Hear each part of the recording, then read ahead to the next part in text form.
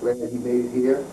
And we're going to be dealing with breaking the chains of cocaine and drug addiction, detoxification and recovery, the cause and cure a village crisis.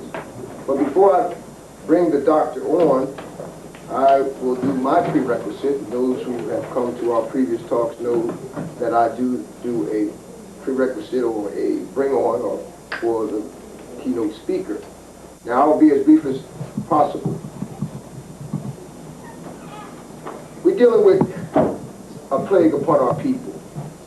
And as I walk through the streets, I see our people hanging out, lavishing.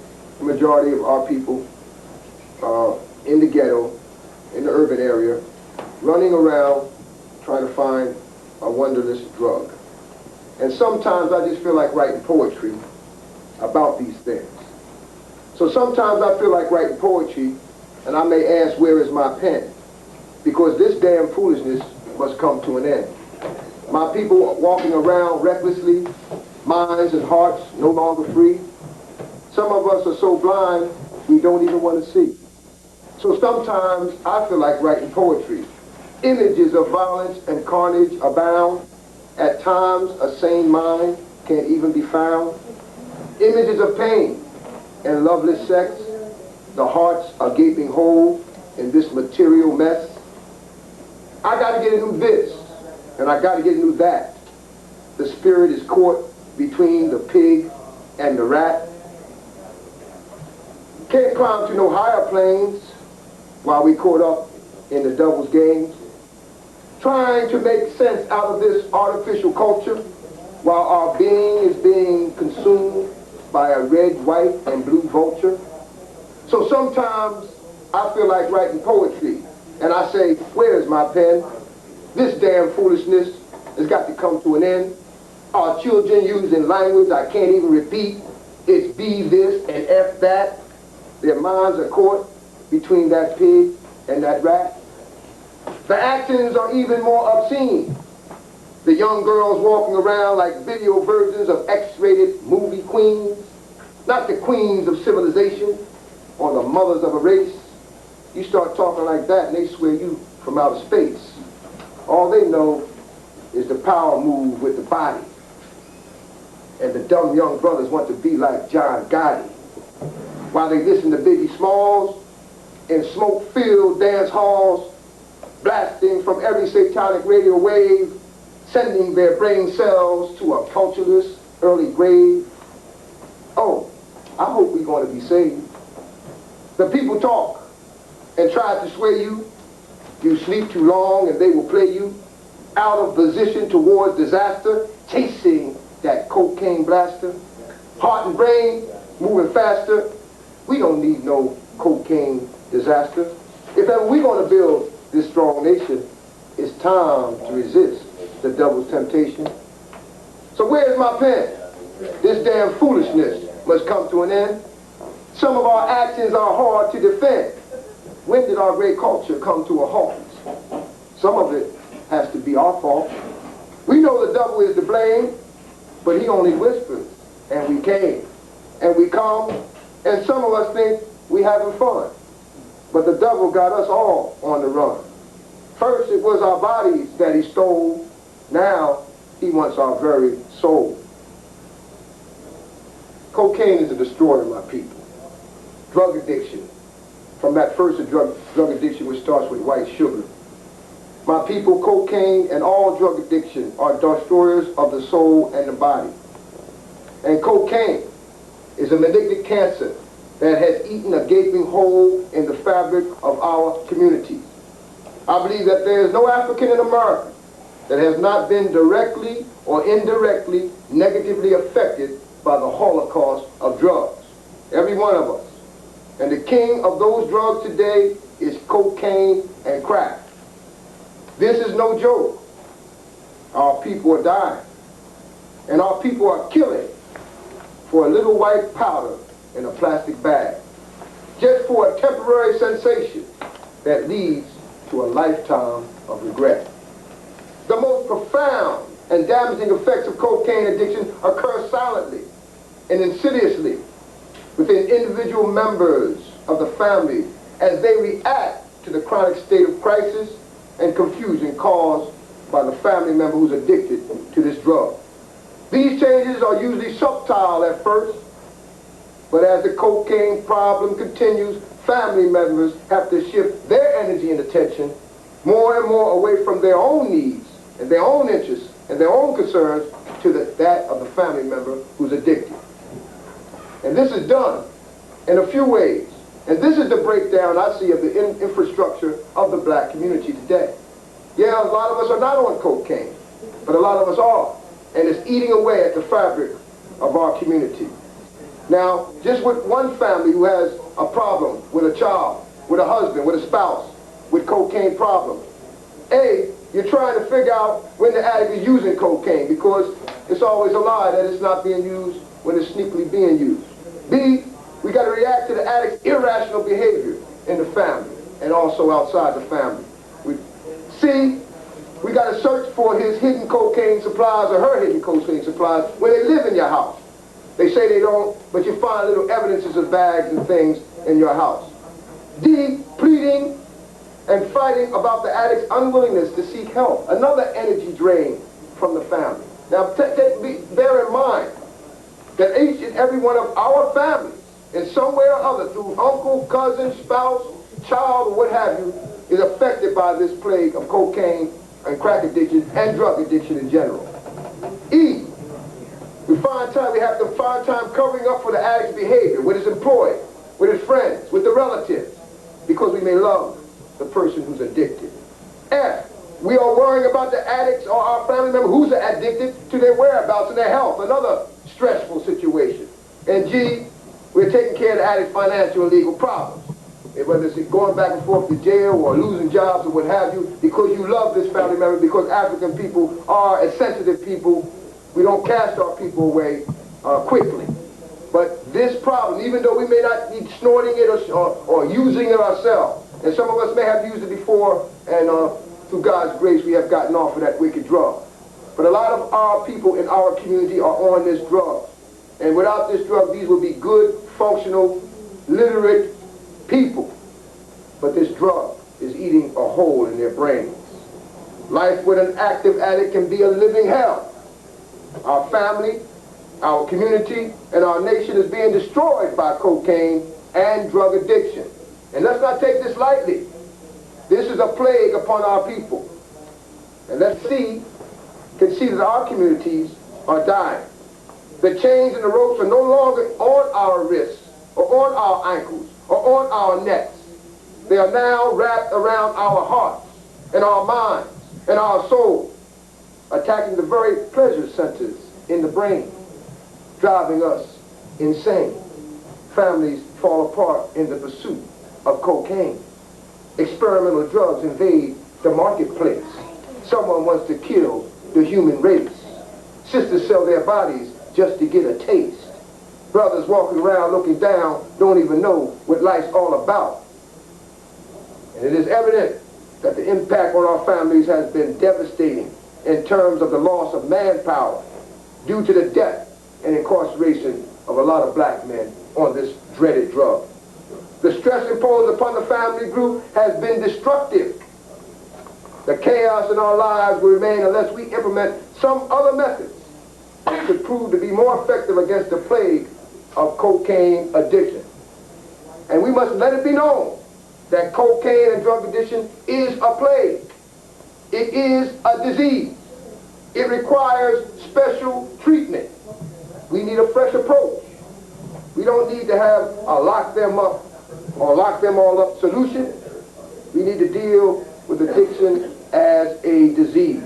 And it is biological warfare. Let it be known that these drugs attack the very cells of our body. They actually rearrange the genetic makeup of our DNA. We actually become other than ourselves under the influence of these chemicals. Well, we have someone with us here tonight who is going to instruct us in the science of recovery from these deadly designer drugs. We all can use this knowledge, whether we use cocaine or not, as I said, because the reality is that we all know someone who is on this drug. So without further elaboration and with great respect, Razak's Books and the University of Trenton, New Jersey presents our brother and our advisory physician, Dr. Llaila, Afrika.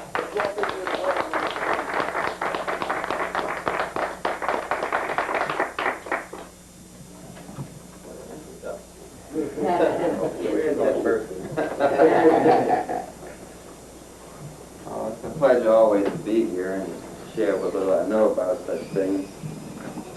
We're going to go through addictions, primarily all types of addictions. It was taught to us long ago. They called it the addictive complex, universal addictive.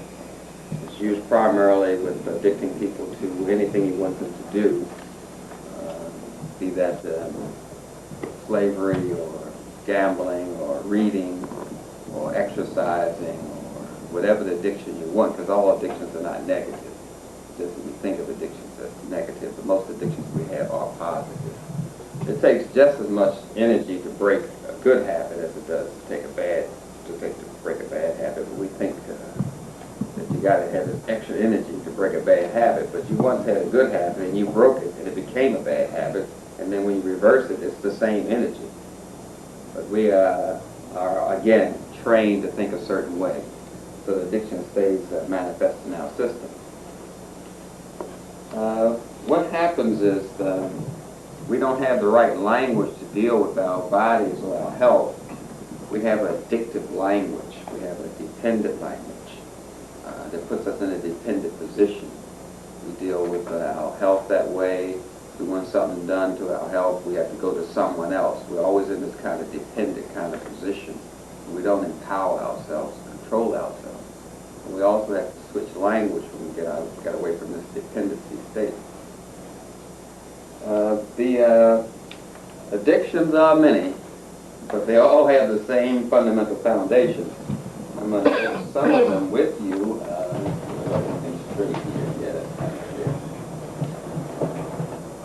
This is what usually happens at the end process of all addictions. We become totally dependent in an infantile state that we were in when we were born. Now we reverse the whole process and become totally dependent once again. And this is when we call for help, and want our mother to bring us something, and someone to write us a letter, and someone to bring us fruit. And actually it was our fault from the beginning. But now everyone is supposed to stop what they're doing and come and see about us after we didn't abuse ourselves all along the trail, even though we were given warning signals about it. With most of the addictive substances are risk, total risk, but we don't realize that. Like this Prozac thing. It's very popular. Diuretics are most popular, and then comes the depressants, Prozac. But with all drugs comes this risk with them, which is known as the poisonous effect, which is known as the killing effect. And as you can see, there's been a 45% increase in deaths caused directly by Prozac. So we overlook these things, and we keep taking these harmful substances, even though they're quite toxic. Prozac, like many drugs, be the drug white sugar, or the drug bleach white flour, or the drug sex, whatever the drug is, works by changing our melanin centers. All drugs must work by destroying melanin. Prozac stops our ability to use a hormone called serotonin. It stops serotonin reuptake, which means it stops the ability to be black. Now with that comes psychology. We are taught to think a certain way. And when you start thinking out of your nature and inside of someone else's nature, aside from being out of your mind and into their mind, which we say the person is out of their mind, which is correct. They're not in their own mind. When you start placing yourself in someone else's mind, this is what happens. You have this total increase of suicides amongst black children with the more they're taught the white psychological dynamics, which we use white psychology all the time. We relate to each other in a white psychology fashion. We dress that way, we speak that way. And with that psychology, it causes us to be out of our nature, distort ourselves. And that's the key to the addiction. You must distort your reality, which distorts yourself. And when you try to come back to your reality, it becomes very frustrating. And the person usually commits suicide. That's why you have a 300% suicide rate with children that take Ritalin, which is in itself is a drug and in itself is addicting. And people don't seem to understand that with people dying from medicine or dying from suicide or dying from murder, be it Tupac, children go through a grieving reaction. They're actually moaning, and no one is helping them with this grieving reaction. So they seek out a way to help themselves. They start medicating themselves, and when they can't get that, they just start killing each other because they're acting out of that grief reaction. I'm hurt, so I'm going to hurt someone so they can share my hurt. And you get this high amount of murders with the youth. And all of this is related now. The problem is we don't see it as a relationship. We don't see that a drug addiction, violence addiction, food addiction, sex addiction is all part of being a colonized people. You can't have a colonized people without drug addiction, sex addiction, violence addiction. This is what colonized people do. This is what the people do in England, in Sweden, in France. They have a high rate of murder, a high rate of suicide because they are colonized. And when you're colonized, this is how you behave. A colonized people, of course, is the people that do not own or control their own land. Now what happens is, because of the drugs that are put into the child, either drugs, sugar, or Prozac, or Ritalin, our children now are treated like criminals. The children don't trust each other. In elementary school, they don't know if the other child has a weapon or may go off for them. The teachers don't trust the children, so we have our black children now going to be metal detectors. And this is conditioning the mind to seek for a solution to that problem outside of their mind and into someone else's mind. Again, we're distorting reality. I'm trying to give you a background on this and let you know that this is not just an individual problem. This is manifests a whole social problem. This caused directly by psychology, and the food industry, and the medicine industry. Totally responsible for it. Because the medications that people use, be it alcohol or Tylenol, induces these kind of things, mental illness. All physical diseases, be they addictions or non-addictions, are accompanied by a mental disease. Biggest victims of all of this are the elderly, the black elderly. They are the highest drug-addicted percentage in our population. They're the ones who are the highest on alcoholism, violence, spousal abuse. It's the elderly. At the end of this journey, if you make it, you're going to be a drug addict if you're black. It's legal. Now, there's certain things you just have to do. And this is like a self-defense kind of kit I have right here. A certain amount of nutrients you're not going to get in your food that you have to take so you have the nutritional foundation so you won't become addicted. This is just self-defense. Having this amount of vitamin A, 15,000 units, and vitamin D, 400 units, vitamin E, 400 units, vitamin K, 2 milligrams. This is what you need, a multiple vitamin minerals, we commonly call it, just as self-defense. So you can have some sort of nutritional foundation to work from. I'm going to skip over a lot of things and just get right to the heart of the matter. But we need these vitamins and minerals to have a nutritional foundation, as has been proven with alcoholics.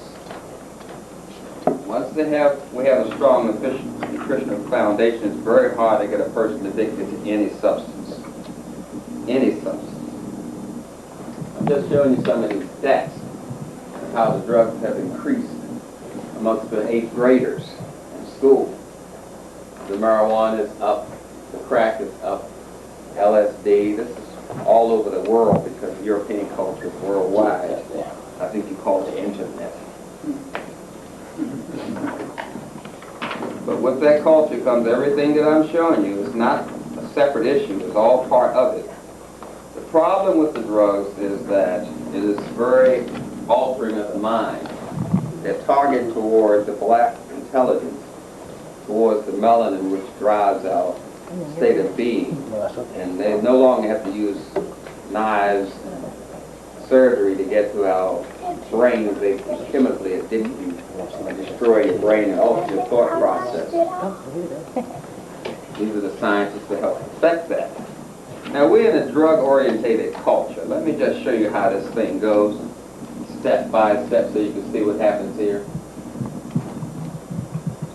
Now, we're looking at from age, let's say from age 0 to 4, we're looking at vaccinations, which are medical. You're looking at a child becoming a sugar addict.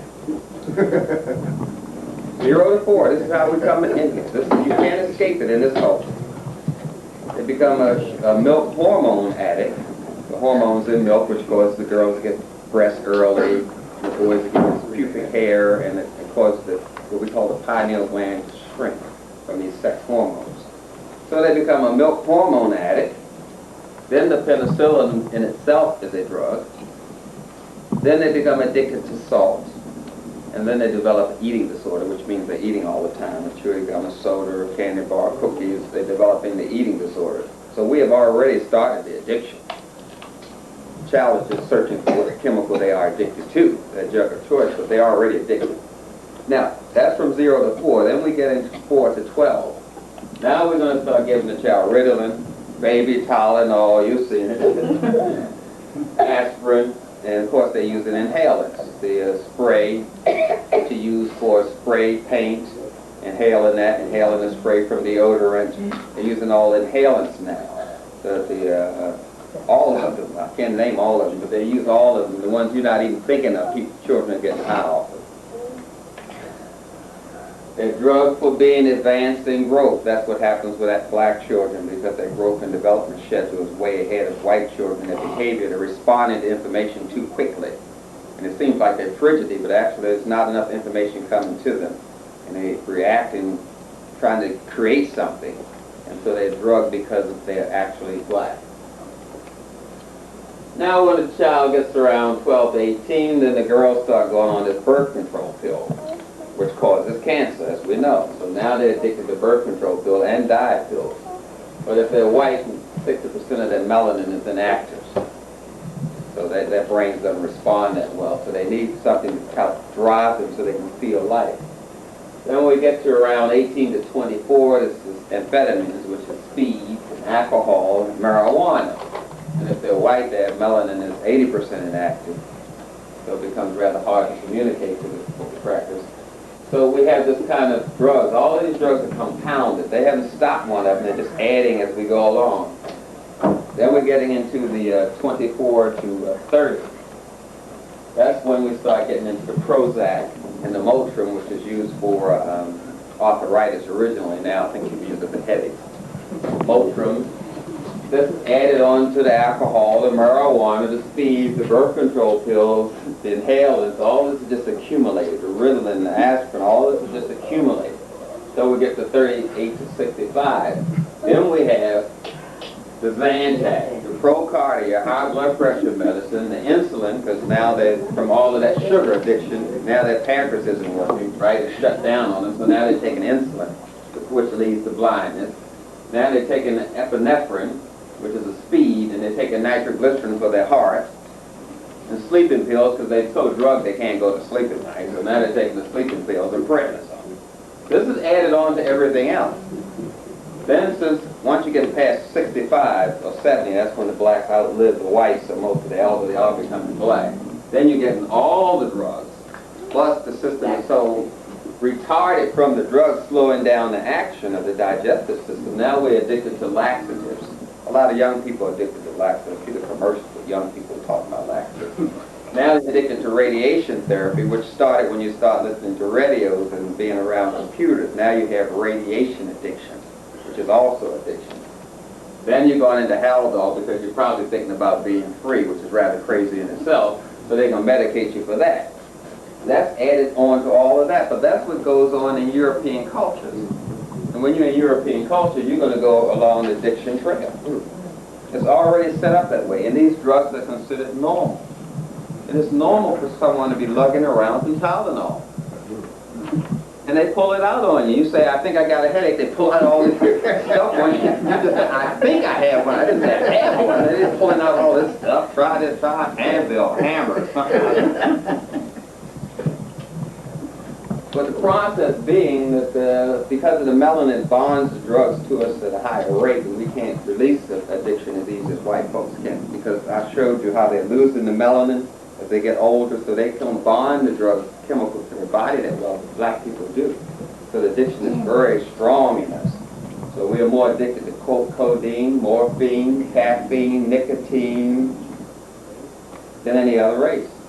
The melanin is attempting to get rid of it, but since we haven't changed our diet, it can't get rid of it. When you get rid of the melanin or drug it, you change the rhythmicity of the system. And that's when you get into the holistic effect of being addicted to drugs. Any type. This is a holistic chart I had to show the relationship between letters and numbers and colors. And this is how they package Tylenol. They pick certain letters and certain colors. If you look at the drugs or look at the food, you see that they name it with these letters here. They use these specific letters to name their product. They'll be in the name of it. And they use these specific numbers and the notes, that the musical note will be in the jingle. And the color, this is the African name of that. And it's aimed at certain glands. They use a lot of orange. They use a lot of letter B, K, and T, as you know, with Tylenol and things, because that's stimulating to the sex glands. They're not just naming these things. They're going accidentally like you think, and they have Ritalin, which has the R, the I, and the T in it, which is retarding the sexual development of the child. Ritalin. And they color the drugs with these colors because of the stimulating effect as well as the food products. They know these charts better than we do, and this is an African chart from an African science. As you can see when I have this Egyptian person here showing you the chakras right here. These are melanin cluster centers in the body, which are related to these centers right up here. The melanin clusters on the holistic part of the chart right here. Third eye, crown, throat. Here they are. Identified 4,000 years ago in paintings. And then we have the zodiacal kind of breakdown of the body, and they use these notes and these colors, and all this has a holistic effect upon our system. We become spiritually addicted, mentally addicted, and physically addicted. Europeans are just running on a physical addiction, so this thing hits us very hard, very hard.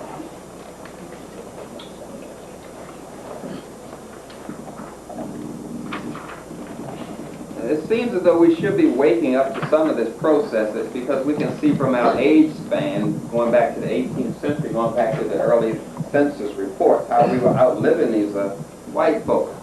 We were hitting around 130 years of age. We had a lot of people in the 18th century over 100. I have the statistics in Nutricide. But now we're looking at 80 as normal.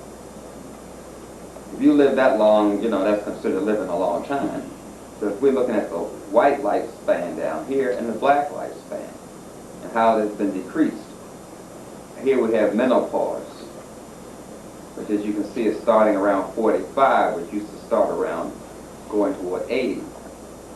Menopause is another big market. Ladies are really being had because they're the biggest market, so they make menopause into a disease to sell more drugs. That's right. Now, you know that menopause and menstruation is only done with female ladies. It's not done with any insects, birds. There's only one animal that goes into menopause, and that's the pilot whale. And that animal, when they go to menopause, they are around, they die at 60 and they go into menopause when they're 50. And if you equate that to human lifespan, that means a black lady that lives to be 80 goes into menopause when she's 75. And that's the only animal they know of that goes into menopause, the pilot whale. Because menopause is not even normal, even among African people. It's a European kind of disease anyway. But nonetheless, they medicate people, give them a lot of estrogen, synthetic estrogen, which causes cancer, but people are already addicted to the synthetic hormones because that's in the beef and that's in the chicken. So it's not that much of a big shift there. The boys into estrogen hormones in the beef and chicken, and maybe that's why we get a lot of Dennis Rod's, Rod the man, those kind of people. But nonetheless, we have the glandular system, as I showed you before, starts deteriorating and reacting to these kind of drugs. Now mind you, the body's trying to react, and when the body reacts to the drugs, or the violence, or to the sex, these glands trigger off. If you stimulate the sexual glands, it's going to stimulate the adrenal glands. It's going to stimulate the pancreas. All these are going to shut down. The adrenals, the pancreas, the thymus is going to get active. Pineal gland is going to get active. The pituitary is going to get active. So you can't stimulate one gland without having an effect on the others. This is what causes a lot of sexual problems among black men. We're becoming very impotent. They're becoming very erectly impotent, but there's not enough to become impotent. Now, the drugs go into the water system, and it changes the water balance. The water is used to a certain amount of iron, copper, zinc, salt, that sort of thing. When you put the synthetic drugs in, which are mostly sodium salt anyway, it changes the water balance. Now you're getting reverse osmosis, so the drugs are pulling the water out of the muscles, pulling the water out of the kidney, out of the ribs, out of the brain, and it starts altering the water flow in your system. I have a man here because men have more water than women. Women have more fat or earth than men. Men react more to the moon, that's what I'm trying to say. Women react more to the sun. That's why the aboriginals have the sun as female and the moon is male. That is another subject. Now we have anxiety epidemic. We want everybody to be uptight and out of sight. You understand? If we can get you uptight, then we can cause you to be medicated for something. You're not supposed to have a human reaction. Anytime you have a reaction to like being insulted or not having your way, going to school and not being educated, when you start reacting humanly, you start having what we call an anxiety epidemic. So you feel low and depressed, and so in order to get rid of this depressed feeling, you medicate yourself with a candy bar. Or you drink coffee. You're medicating yourself for the condition that you're in. You're either trying to get under it, like in the 50s people got under the condition, we call that being cool, because you're down low. Or you use a drug to help carry you through the condition, and the drug, like your mother, will put you on the hip. And so you're being carried through the condition so that you're being hit. Either way, you're trying to get past this condition. So the person takes the candy bar, and then they get the little glucose rush in 15 to 20 minutes. Then they have what they call a false high, right here, which actually is the body's rushing the defenses to the sugar to get rid of the sugar. You feel the defensive reaction, which is an adrenaline response, trying to get rid of the sugar. Then the body's trying to burn up this waste in the system, and it makes a waste byproduct called lactic acid, which makes your muscles tired and weak. So you have a physical response to that, which is anxiety and fear, because that's what happens when your body starts squirting out this adrenaline. You have to either attack. If you don't attack, you're going to get into anxiety and fear, and you're going to shake and get hyper. And all this adrenaline is going to get absorbed in your heart, which causes your heart to weaken, and makes you more susceptible to heart attacks, or high blood pressure, as they call it. That's just an adrenaline response based on being stressed. Anxiety. So they have an anxiety attack. They have a glucose buildup, they have adrenaline release in the bloodstream, which is that false sensation you get, your body's reacting to the white sugar. You have the waste buildup again, and then the fear, panic, loss of control, and the cycle begins. Because it's altering your cycles. What we have in African people are diseases of rhythmicity, diseases of cycles. We're going to throw the cycles out of balance. So this is what people are trying to medicate themselves for with the sugar, with the coffee, and those kind of things that are classified technically as drugs. But let's not forget that everyone is making sugar very appealing. It looks very nice to be slurping on things and licking on this and sucking on that. But actually it's very sick to see these people with their tongue hanging out their mouth all the time, getting dry, just waiting to slip something across there. And this little fat boy here with his hands stuck in his potato chip bag. I mean, this is a very sick scene, but we think it is, you know, fun. I have to get past this because it's very disgusting. This is sugar. I thought I'd just put that up here because we all know what it is. It's white, and therefore it's no good for us.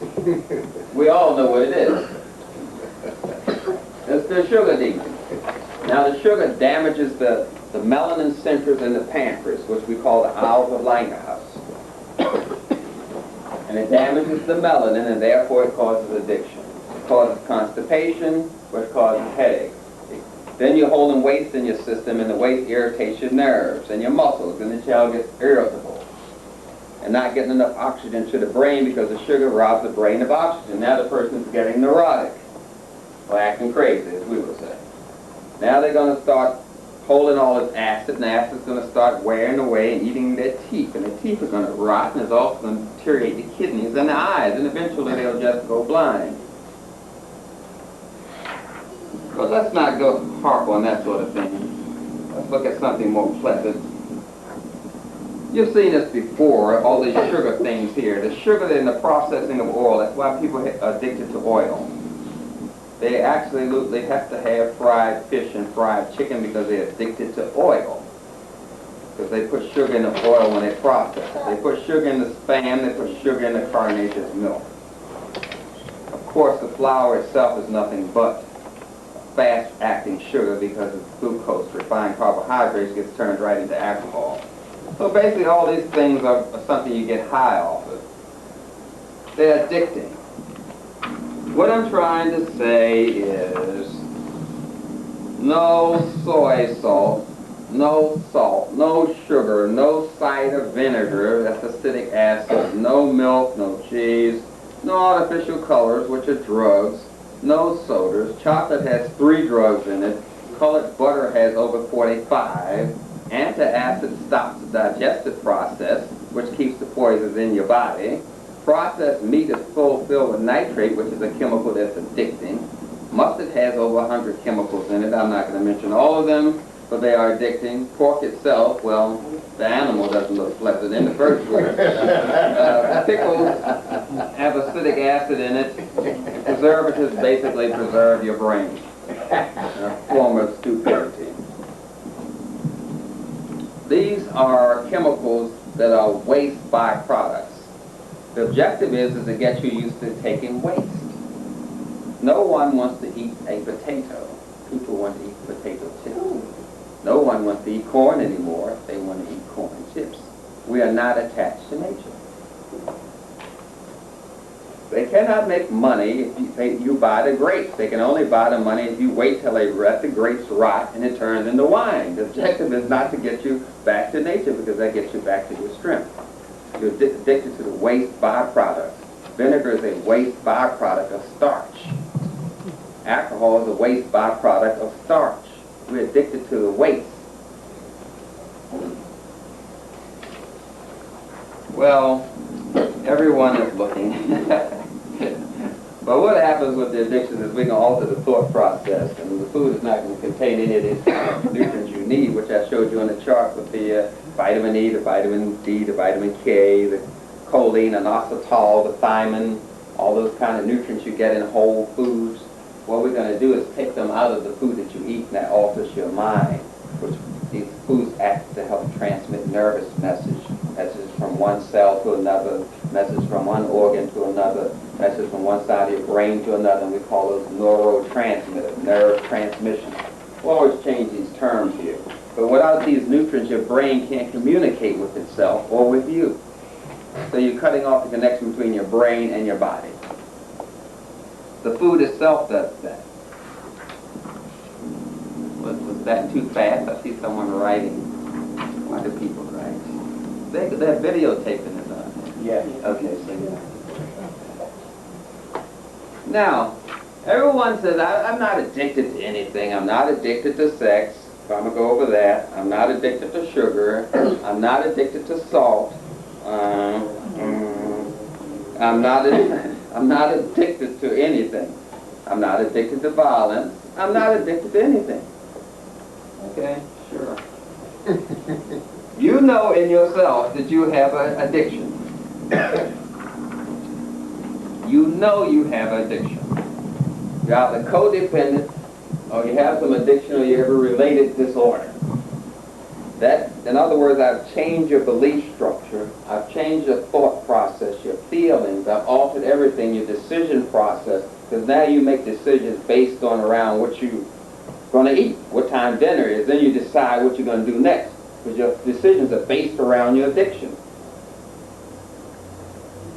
Your choices are changed, your experiences change because your experience alters. A person who's addicted to marijuana has a completely different life experience than a person addicted to cocaine. So your experiences in life are altered.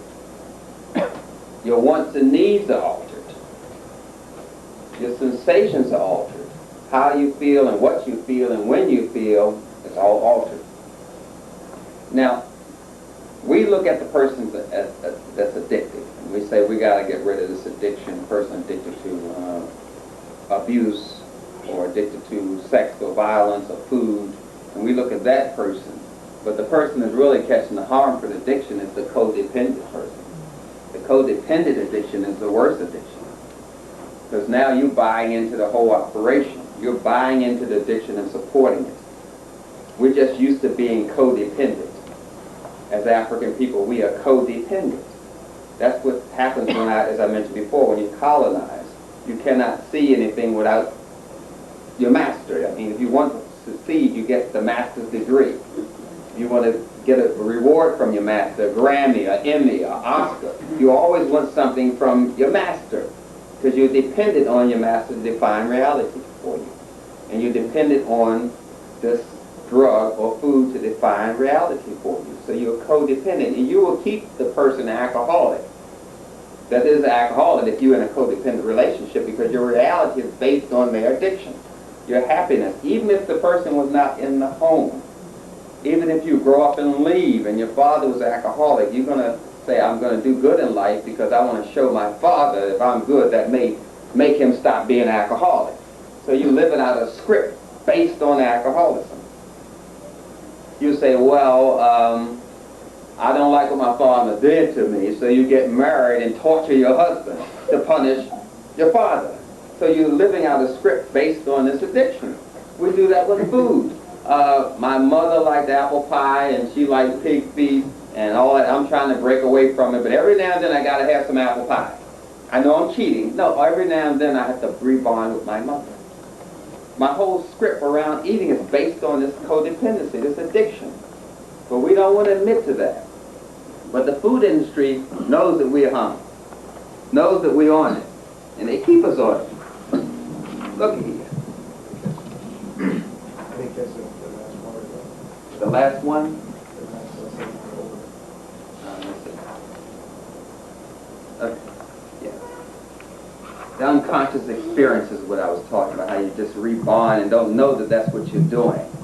See, you always go shopping when you're upset because your mother went shopping. Some people start washing clothes. They wash the whole damn house when they're upset because their mother be washing clothes of that man, you know, and she'd be fussing and beating them up on the scrub board, you know. So you start cleaning and beating up, just living out a script here. But we have this same thing that occurs with the food. People start eating. I used to watch people doing at the movies with the eating addictions. When the sex scene come on, I start watching. They start eating more food because the sex is connected with food.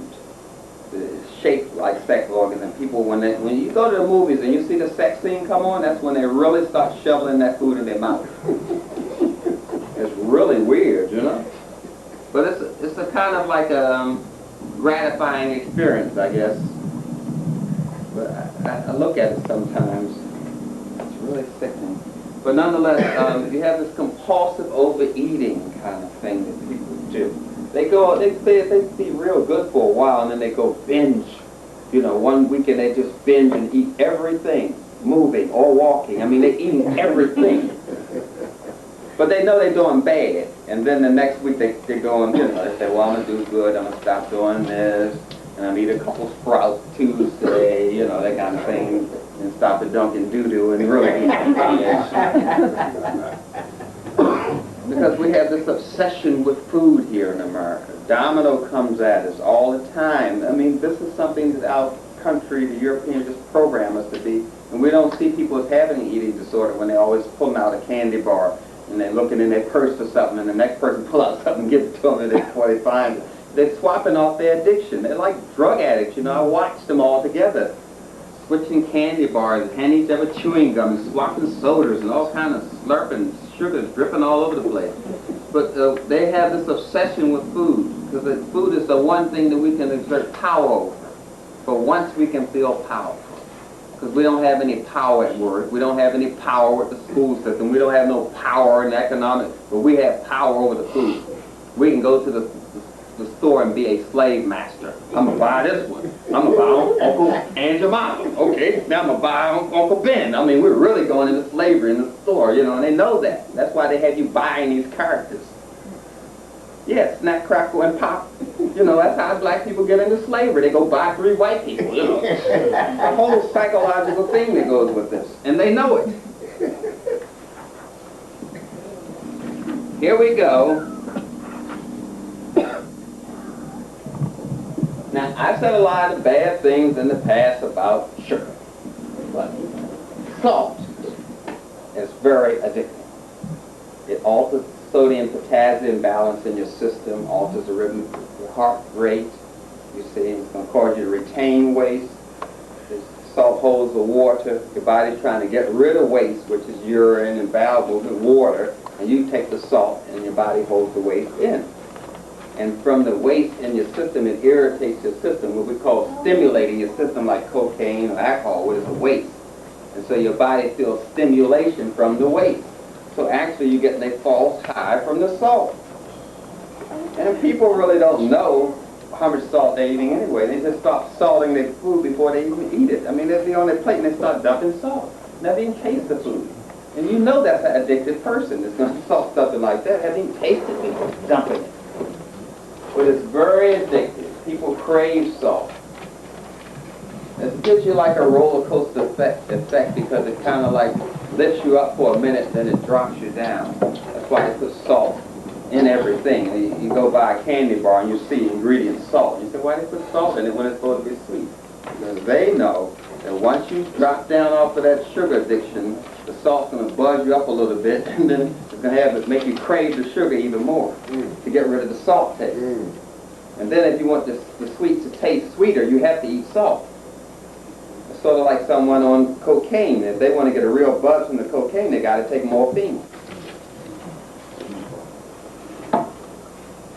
Very addictive. Causes high blood pressure. But to make matters worse than worse, they put salt and sugar in malt liquor. They are not kidding. It's bad enough as it is. It's bad enough as it is. They have the nerve to put white sugar in it. They have wood alcohol in here, petroleum alcohol, and starch alcohol. They have 3 different alcohols in malt liquor. You thought it was just the malt. No, they're using wood alcohol, which causes blindness and causes you to go insane, schizophrenia, because alcohol kills the brain cells. It fries them. It loses them. It just burns up your brain. So we have all these different alcohols, and all of them are toxic to the liver. The kidney destroy brain cells. The isobutanol is natural gas. That's the stuff you burn, cook with. That's natural gas alcohol. They have all these alcohols in there. It damages the liver, the kidney, the skin, the brain, the sex organs, and then they put white sugar in there to make it double addictive. This is a poison. If you take singularly any of these substances, all day, you will be in a mental institution. Of course, if you're around other addicts, they won't notice you're crazy anyways. We all know what lead does. I don't have to go over lead poisoning, do I? Why would they put it in the beer? Why? Because it's an irritant, and when the body comes to get rid of the irritant, it stimulates the system. Therefore, it's addicting. Aside from retarding the digestion. Now, let me get to some treatments. As I mentioned before, is just replacing the nutrients that the addictive substance is taken out of the system. I'm back to the vitamins and minerals, the phenylalanine, the glutamine, which helps your memory and helps stimulate certain hormones in your system. And back to gamma-aminobenzoic acid, GABA, which helps you control your behavior. I'm back to vitamin D3. I'm back to vitamin C, vitamin E. All of these are burnt up by alcohol or any drug. They just take them out of your system completely. So you have to replace all of these nutrients in order to get rid of the addictions. For each addiction. If it's addiction to eating or cocaine, I'm still going to go back and replace all of these substances so you have something to defend yourself with, so your brain can function better, so you can think better, so you can reorder your thinking. I'm going to go back with the phenylalanine, which is an amino acid, the tyrosine, the glutamine, which is for memory, the carnitine, which is for the heart, the magnesium, because that's the first mineral you lose when you take a drug. The magnesium is going to go. Then if you're a lady, the manganese is going to go second. Then you have the zinc and the chromium. Same nutrients you use for cocaine addiction. There's no change. Now let me get a little more technical with this business here. What we call addictions, technically, is reward deficiency syndrome. You lack rewards for being human, for being yourself. You have what we call a reward deficiency syndrome. On a biological level, it's an alteration of the A1 allele of the B2 dopamine receptor site of your nervous system on a biological level. You want to get into the chemistry. That's what has changed. Now, the types of syndromes, of reward deficiency syndromes, are addictive behavior, which you call alcoholism, or eating disorder. These are just some of them. I'm not listing all of them. Then you have compulsive behavior, which we call gambling, or sex addiction, or slavery addiction. Some of us only feel good when we're around white people, or working for white people. Really. When we can go grin with them, we feel like we're valuable. So that's a compulsive behavior. That comes under reward deficiency. We lack enough in ourselves to make ourselves feel good. We have to look outside of ourselves to make ourselves feel good. Then we have the impulse behavior, which is autism, where a person just withdraws inside of themselves. Then you have the liars. They have what we call impulse behavior. People, you know they're lying, and they know they're lying, and they twist their mouth so a lie can come out of it and make it sound like the truth. But they're lying. And some of them are really good at it, too. And I believe a lot of them, too. Some of them tell a lie so damn good, I go for it. I say, yeah, I'll do that. I'll buy a Brooklyn Bridge. But nonetheless, we have impulse behavior. People that just shop all the time. There are people that even shop around for their own funeral. They read the obituary column. And they, I was doing mine. That must have been a beautiful funeral. Wish I was there. In the casket or visiting. Which way you... But they be into this whole thing. Shopping. They shop clothes, or they must do something just completely crazy every now and then. Would you say they go off? They got to go off once a week. You know they're going to go off. And you just try to look in their eyes with that little crazy twinge in their eyes when they get away. But they have an impulse behavior. Or they can have a personality disorder, which white racism is one, and violence is one. And homosexuality, which is also addiction. You contract it the same way. You're at risk. If one of your friends or somebody in your class is gay, you're at risk. But if someone in your family is homosexual, then you're adding a disadvantage to the risk. Now you're able to contract the disease. You contract homosexuality just like you contract any other disease. You go to church. If there's too many of them there, well, praise God. But we're subjecting ourselves to risk. There's no need of going to the bar if you don't drink. What's the sense? After a while, sooner or later, you're going to either adjust your behavior to that lifestyle. Even if you don't drink, you start talking like a drunk. And even if you're not gay, you start talking like them. Girlfriend, or whatever they say, or whatever. You know what I mean? I'm saying the whole thought process, that you can be addicted to the thought process of the addiction and hang around people who are addicted so you can live in that world without the drug. You're just as bad off as they are because you help them support their addiction. So all of these are part of what we call the reward deficiency syndrome.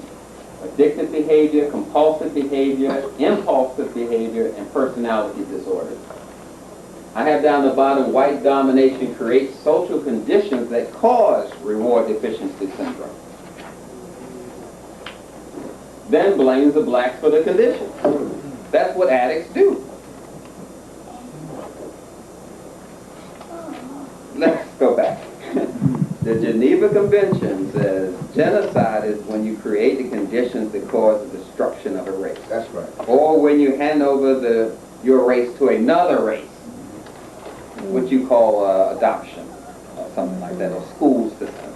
You handing over your race to be raised by another race. That's known as genocide, according to white people. And that's what is happening. We have the social conditions that create an addiction, create a need for a reward. You want to be rewarded from being black because you're not going to get any reward from other black people. You know that.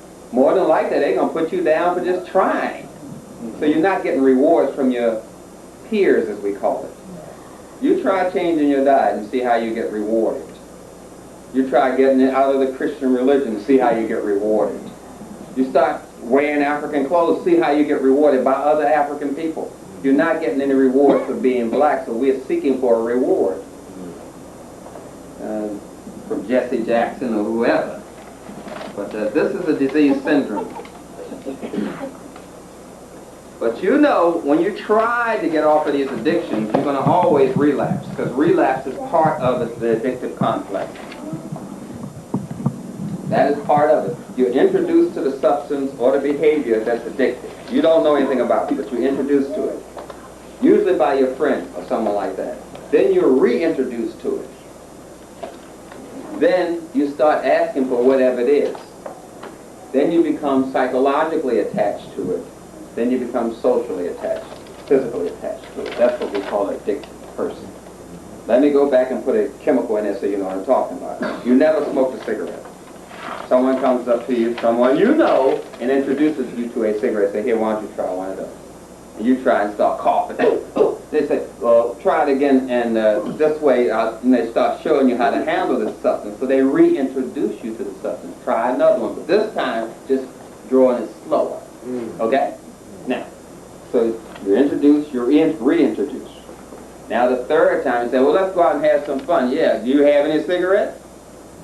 See, now you're associating fun with smoking. Now, they come by and say, well, let's go out. You buy a pack of cigarettes, they buy a pack of cigarettes. Because you now have a social addiction to that substance. But after a while, that chemical gets in your system and you have a chemical addiction for that substance. You start looking around for butts in the ashtray. You know, I threw out one, you run out of cigarettes, and you go look in the trash can for a butt. At that point, you know you are physically hooked on that substance. That's when you, what we call the addict. And the same thing happens with alcohol. Someone introduced you to it. You said, don't smell right, and you drink it, and you cough, it burns. They say, well, try it again, but this time put a little lemon in it. You know, so you drink it again. They reintroduce you to it, and you say, let's go out and have some fun. Let's get some liquor. So you associate a good time with the alcohol.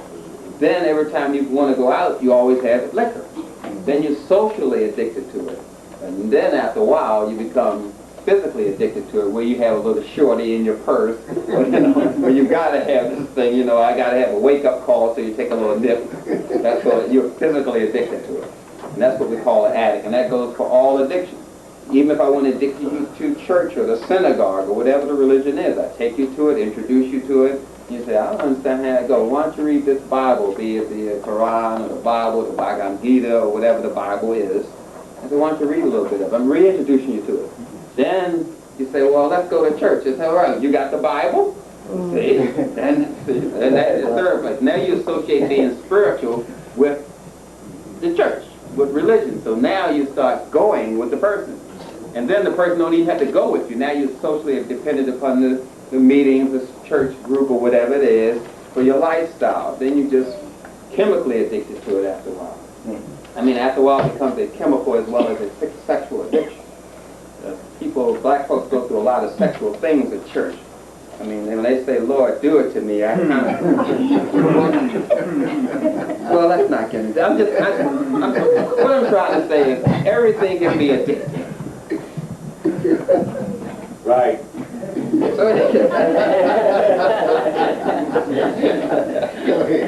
So with all addictions you have relapse. You're trying to get off of it, but you have these relapses.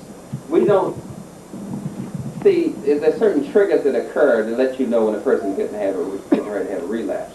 It's like if you marry for a certain period of time, the wife or the husband will start walking around and say, I know he's getting ready to go out.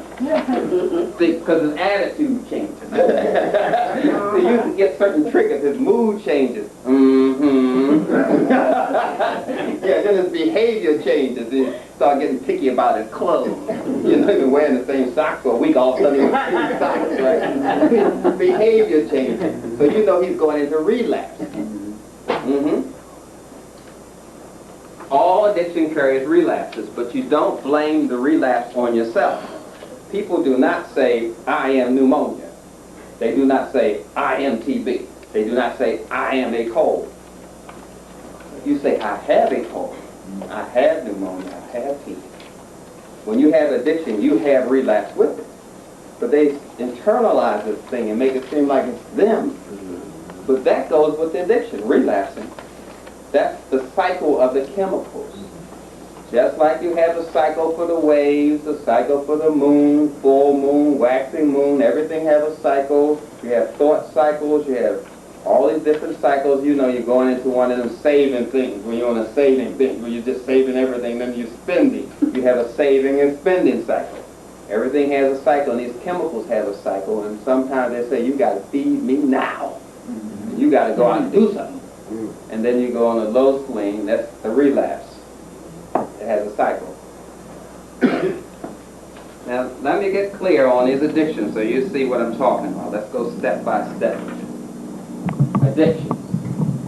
It's built into the predatory nature of being in European society. It's built in it.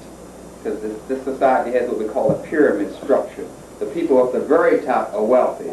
And you don't know their name, and you never see them, and you never know what they're up to. You can call them Illuminati, the Treasury Department, doesn't matter. The people on top of the pyramid know everything. The people down the bottom don't know nothing. They just go to work. Well, I work over there. They don't know what's going on, who's putting all this stuff together. Yes, The people in control of whatever it is are the furthest away from the operation. That's right. The principal is the furthest away from the classroom. Whoever's in control is the furthest away. It's the pyramid structure of the military of all the European kind of society. So in this structure you have poverty, rape, and crime, violence, self-hatred. Everyone knows that you hate yourself when you take drugs. When you're into alcoholism, in some way you just hate yourself. You hate yourself for not being what you think you should be and not having the tools to be what you want to be. And you just generally just hate yourself. And usually it's a dysfunctional family. And homosexuality. All this is built into European society. It came with it. But since you're into the society, you think you created this stuff. But it comes with them. And dysfunctional family comes with it. Addiction comes with it. Violence comes with it. All of this comes with the social structure that we are in. Unfortunately, we try to medicate ourselves from it. And say, oh, well, this is my fault. You don't even own any of the controls of the structure, but you take it like you own it. That's part of it. It's a symptom of being dominated. It's a symptom of white supremacy, domination, whatever you want to call it. This is a symptom of it. It happens to anyone that comes under their control. The American Indians, poverty, crime, rape, alcoholism, dysfunctional. Anyone that comes in contact with the social order, this is what happens. They create social conditions that create drugs and suicides is what I call it. People know they're killing themselves with alcohol. People know they're killing themselves with cocaine. People know they're killing themselves with sex addiction. I'm going to go with sex addiction in a second. But a lot of people don't even think that's addictive. They're associated with oppression, slavery, trauma, cultural stress. It's part of African codependency upon European domination. I mean, that's how we define ourselves. If you don't have a white job, you don't have a job. You know that. Yes. You don't want to own a car factory, you want to own a car. That's how dependent people think. I want to buy a ring. Why don't you want to own the factory that makes the ring? We think codependently. The treatment, in order to treat a person who's addicted, you first, we do call it psychosocial. You must bond the person to an African culture, because that helps define yourself. You define yourself by your culture. Your culture helps you to solve your problems. The culture helps you define reality, define yourself, and solve problems. That's what a culture does. You cannot listen without a culture. You cannot see without a culture. You cannot touch without a culture. Your culture allows you to be in contact with reality. When you see, you don't see with your eyes, you see with your brain. That's why a Japanese person that sees an accident will say different from an African person that sees the accident, because we interpret reality based on our culture. It's like a Chinese person that hear blues and won't like it, because they're taught from their culture what sound good. If Ray Charles sings the same song that Tom Jones or, God forbid, Frank Sinatra sings, it's going to sound different, because our culture interprets sound for us. But we don't see that as culture because the Europeans teach us there's no such thing as culture. If there is a culture, it's theirs. So we have to help the person bond to that culture so they can define themselves, define reality, and have solutions to their problems. That's what a culture does. If it doesn't solve your problems, it is not a culture. It must have the basic needs of spirituality. African person has to. Spirituality, family, shelter, food, health, job, or self-employment. All these needs have to be met if you're going to treat an African person. I'm talking about treating them as an African person. If you want to treat them as a Negro, then you don't need all this stuff. You must provide personality adjustment, not personality change. You cannot count for a black person to change their personality. What was wrong with it in the first place? Whatever was wrong with it is associated with white people. We just don't see this whole thing as a cultural thing. This is a cultural stressor, as we call it. Being addicted is a symptom of being under cultural stress. Now, when you're talking to black people in a counseling situation, don't get up in the face, because we don't like that kind of distance. Some of the Arabs do that when I'm over in the Middle East. They want to be all in your face because they can only check whether you're telling the truth by your eyes. If you're telling the truth, the pupil is wider. When you're lying, it gets smaller. So they got to be right up on you when they're talking to you. And both of their pupils are small. They're both lying to each other, but they just check it out. But you have to be arm distance when you counsel. That's the space we have to have to maintain a kind of communal atmosphere. That defines property. You can't have anything in nature without property. That's the way nature works. If a fish wants to mate with another fish, that fish must first have property. They stake out an area in the water that they own and control. If a lion wants to have mates, he has to have property. You can't have anything in nature, not even a bee, without property. That's how life is defined.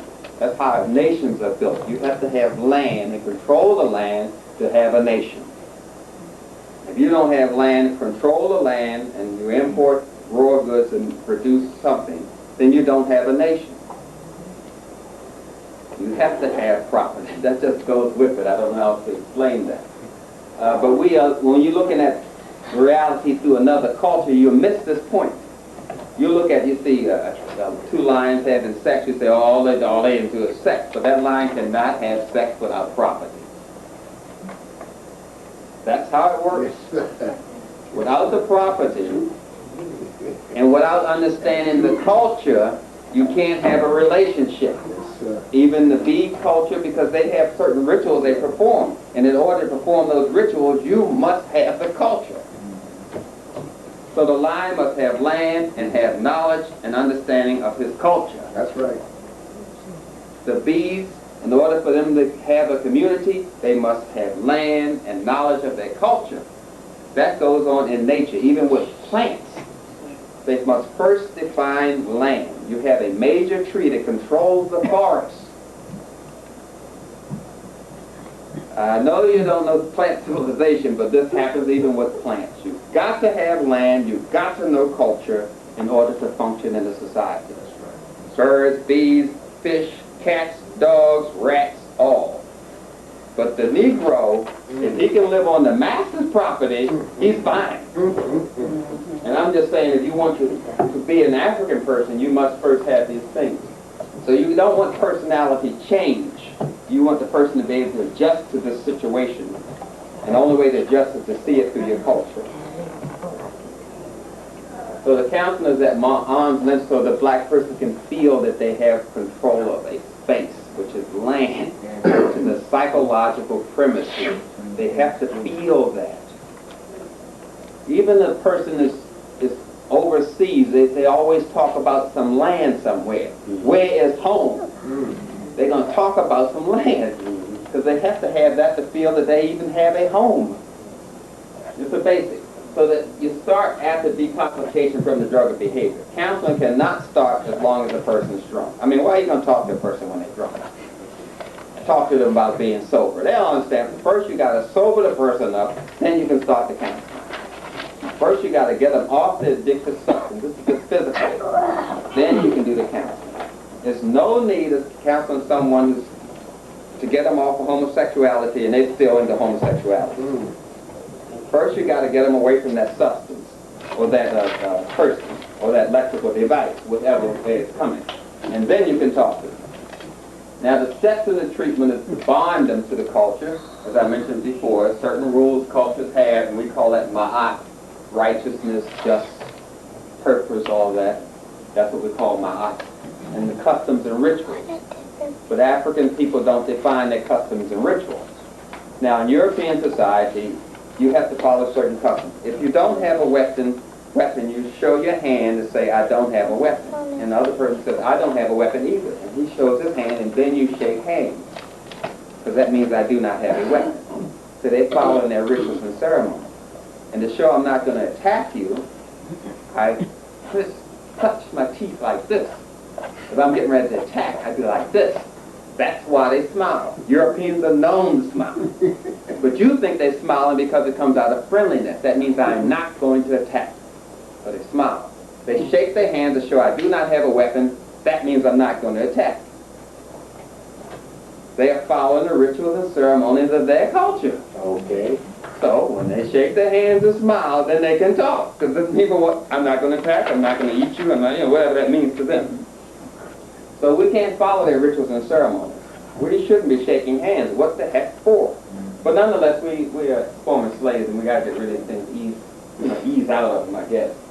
So we go into our foods, and we go into exercise and herbs. We start reaffirming our culture as a part of the treatment. You don't want to put all this on the person. You just gradually get them away from this. Because once you bond them back into European culture, you're going to bond them back into some kind of addiction. Because their culture functions on addiction. They have always been addicted. Now we want to solve the needs and act upon the needs to destroy that kind of dependence they have. You have to set up some kind of mechanism so they can define this is black and that's white. Because everything white is not black. So they say, well, no, that's what black people do, and this is what black people do. So they start doing more or less start defining their reality that way. Said, no, white people go crazy, they jump out the window. Black people go crazy, they just gonna slap somebody. You know, you gotta define the reality. I said, no, that's not the way we go crazy. If you're gonna be crazy in this house, you gotta be black crazy. I mean, you gotta break it down. Now, when you're addicted, you have done a lot of harm. You have hurt yourself, you gotta heal yourself, you've hurt your family, you've hurt your friends, and usually if there's alcohol or drugs involved, there may be some kind of sexual abuse of a child involved. There's a whole lot of pain with being healthy. And sometimes it's easier just to stay sick. Because there's a lot of pain that goes with being healthy. You got to heal your relationship with yourself and with your family. You've probably been lying to them, you know, stealing from them. You've done things that hurt your mother's feelings. I mean, you may not have cursed out, but you may walk down the street and peed on yourself. You were so high. It happens, you know. So all of this is damaging the relationship. So there's a lot of pain that goes with healing yourself, healing your family. And since when you are off the substance, your voice is still the same. That's what throws people. You still have that same sound and voice you had when you were high. You say, oh, I'm not going to do it anymore. You say, that's what you said before. Well, it's not, you still got to use these words, but the words the people don't trust. You've abused the word so much, and it's still coming out of your mouth, you know. So all of this is like the person has to adjust to you being healthy. So the whole relationship is very shaky on each side. It's really kind of dangerous for the person being healthy and dangerous for the family. It's safer for the person to be back into the addiction because everybody has those realities defined. It's easier. But now you're making everyone adjust to you being healthy. And that's upsetting the apple cart. Because a lot of people get power from you being the way you are, especially if you have a brother or sister who doesn't have your talent or what you have and you all messed up in your life. They're the ones that are the star of the family. And all of a sudden you're showing up and take the space from them. So they're going to have a little grudge against you too, and they're going to try to slip you back into your addiction. So you got to look out for all these things.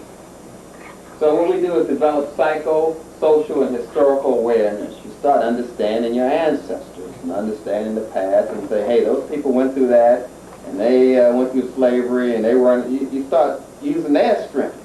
So you make that attachment to the people that were stronger than you, and you start identifying the problem for what it is. I really don't like myself. I really hate being black. I really think I should have been born in another family like Tiger Woods. I mean, so you start doing your hair like Tiger Woods and dating Japanese or whatever. Because people start hating and realizing they actually hate themselves. So now you have to face the reality with the person, because the reality is very dangerous for a person who's coming off of addiction. Reality they really don't trust. They never lived in it that long anyway. And they don't trust it. But understand that when you try to break an addiction, say if a 6-year-old child or an 8-year-old child has been sucking their thumb for 3 years, that child has been sucking their thumb all their life. But they can break their habit, and now you've been on drugs or on sex or on violence for 10 years. You haven't been doing it all your life, but children break bad habits they've been doing all their life. If they're 5 years old and they've been sucking their thumb for 4 years, they've been sucking their thumb all their life, and you get all on them and get them, and you got to stop doing that, and you keep staying with them and doing it with love, and they can get away from it. That's right. Something they've been doing all their life compared to something you have been only doing 1/3 of your life. So it can be done. But the treatment is something we are not used to. All of us are under treatment. If you're black, you're under treatment for something. Under treatment for being broke. You're under treatment for something. So I just figure we all under treatment. And you have to design a method to change the negatives and the positives. You have to have a plan. You have to write this stuff down. You have to map out a plan. You have to do a shopping list. If you want a budget, you write down what you're going to buy and what you're not going to buy. You have a plan. You write it down and you follow it. Don't be afraid to write it down. People write down things. When the white boys tell them, they write their name. I want a driver's license. They write their name. I'm going to follow the rules. I'm going to take a test, and I'm going to drive. And you do the same thing to yourself. I'm going to write my name down. I'm going to follow these rules, and I'm going to pass this test, and I'm going to be free of my addiction. Do the same thing for yourself. You can do it for master. Do it for you. Yes, sir. And that way you can judge your steps. You can judge your progress. You say, oh, see, I'm not going too well this week. Maybe I better go to more support groups, more women's group, more men's group. Go here, Doc Ben or something. You know you need some support now. I mean, even if you're not even into your church, you go to the church. I go to them just for the singing myself. If I'm going to pay, I'm going to pay. I'm going to look at it that way. If I can pay for a movie, I can pay for this. And I go in. Give them a tip, too. Do Jesus. All right. Yes, sir. Yes, sir. And I was talking about the cycles of your feelings and understanding that how feelings have cycles. You have anniversary dates of your mother dying or your divorce or your old boyfriend. And then every now and then a thought will come up and you say, oh, I wonder where that came from. It's the anniversary date of your first breakup with your major boyfriend. Or vice versa. You have these anniversary dates, and these are feelings that just overcome you once a year. From nowhere, so it seems. But they're so hardwired, as we call it. They're in your nervous system, in your brain, that you have anniversary dates of them. Every year, you know, some of the guys remember just around that time that Michael Jordan missed that shot. I mean, really. So they get more depressed. I mean, really. But they have anniversary dates of significant events in your life, and every year it shows up. Anniversary date of a real big argument you had. You know, every while you wonder, well, I always go to the park this time of year, and then you really check it out. You went to the park that time of year when you had this big argument. So you're in mourning over it, because you haven't really gotten it out of your system, so you're in mourning. But these are anniversary dates. You have fear, you have avoidance. These are unresolved feelings that leads to phobias. You know, that's when you imagine people are doing something to you. When you have a phobia, that's when you imagine these things. People have a phobic reaction to phobia. They just say, well, my wife's getting ready to go on a period. You know, and the PMS is getting ready to come in here with a Uzi and do me in. I mean, so they have this phobia, unresolved fears about something that's really nothing to be feared about at all. And those phobias are used as excuses to go back into addiction. People set themselves up for failures. They sabotage themselves, emotionally sabotage themselves. They've been doing just fine, but they put themselves in a situation that they know is going to lead back to their addiction. That's when you're sabotaging yourself. You have to look out for these cycles of feelings, of frustrations, of dependency. This is going to be on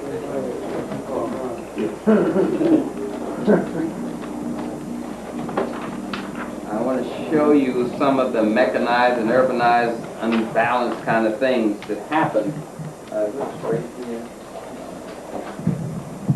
Now, we have overrested, overfed, overstimulated, overprotected. People try to medicate themselves with exercise. They just go into it because they use that to medicate themselves, to hide from things. Or people just beat up themselves. They did bad, so they go out and overeat. Because they punish themselves. We do all this, as I mentioned before, just to kind of like sabotage ourselves. We beat ourselves up. People sit down and beat up themselves worse than you ever will. They're just sitting down to be all nice, and 5 minutes later you see them say, why you got so depressed? They've been sitting in the chair beating the hell out of themselves for 15 minutes, and they're depressed now. Over what they've been doing to themselves. You haven't did anything. Then you say one word, and how you doing? What you say? What you see? I'm beating up myself. It comes from that whole cycle that we get into. Where we suppressing our feelings. We're afraid of our feelings because we have never used them before. See, some people are afraid to get in arguments. Arguments are healthy. Old couples know how to argue. That's how they last so long. They know when they're supposed to lose, the day she's supposed to win. They have it all mapped out. You be standing around and wondering what's going on. They've been having some old argument that they didn't have for 20 years, but they always rebake this argument because this is their safe argument. Then they have arguments that they know they shouldn't go into. They have the unsafe arguments, like you talking to a brother. Now, you can say a lot of things, don't talk about his mother. And in certain things, you know the arguments, and couples have these degrees of arguments that they use. We use this argument when we're this angry. When I get this angry, we can use this argument. If I get this angry, we don't use that argument. We just go to separate rooms. So they know. So you got to have your safe argument and your unsafe argument. You have to know when to state it. You have to know these things about yourself. And you can't know yourself if you constantly medicate yourself with drugs or sex or violence. People just hide their feelings. It's like a man that falls in love, and then the love affair is over, then he tries to have sex out of the relationship. So he meets a woman and has sex with her, so he's basically what we call screwing himself out of the relationship. He hasn't gotten over the first lady. So he band-aided himself with one relationship out of another, trying to get himself over the first lady with all these other ladies. It's a band-aid, but he keeps dating the same woman. It's really weird. Now, we have the anticonvulsants. These are substances we use for a person that's going to go into like this nervous flare. So I use taurine or GABA, or GABA. This helps the person control their behavior. They're nutrient ways to control addiction. We have antidepressants, which is tyrosine and phenylalanine. We have things for heart failure, because people's hearts start palpitating and everything. They call that falling in love sometimes. So palpitating is when you're not getting enough air or potassium to your heart. We try to control these things by bringing more oxygen in the heart with what we call coenzyme Q10 and carnitine, which is used to break down fat as well, and taurine, which helps the pulsation of the heart. So we have nutrients that help a person ease through these kind of incidents of addiction. Let me move on, because there's really a lot of material here. I want to show you a chart of how the withdrawal crisis works. This is a withdrawal crisis. This can really trigger you back into the addiction. Craving addictor. Every now and then, if you were on alcohol, you would have what we call a dry drunk. If you were on cocaine, you would have a false high. You would just feel the sensation. You just feel like you're drunk, but you're not drunk. Sometimes you just feel like you're upset, but you ain't upset. You're really not. You say, I'm not upset at all. Why did I do that? Why did I snap at her? I mean, I wasn't angry at all. This is when you have these emotional cravings. You crave the argument. It's not that you feel like arguing. Some people in the morning, if they don't cuss somebody out, they're going to have a bad day. I mean, they just do that just to get their day started. And it gives them the energy. Now, that's when they have the emotional cravings, which triggers them back into the addiction. So you have to be mindful of that.